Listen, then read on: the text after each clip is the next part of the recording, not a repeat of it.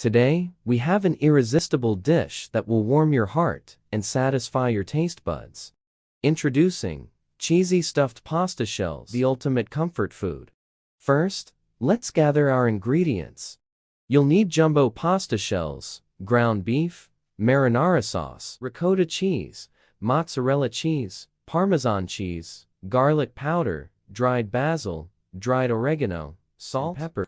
Boil the pasta shells until they're al dente, then drain and set aside. In a skillet, brown the ground beef, breaking into crumbles. Once cooked, add the marinara sauce and let it simmer for a few minutes. In a separate bowl, combine the ricotta, half of the mozzarella cheese, Parmesan cheese, garlic powder, dried basil, dried oregano, salt, and pepper.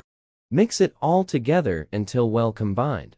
Stuff each cooked pasta shell with a generous amount of the cheese mixture. Arrange the stuffed shells in a baking dish, then pour the meat sauce over the top. Sprinkle the remaining mozzarella cheese on top for an extra cheesy goodness.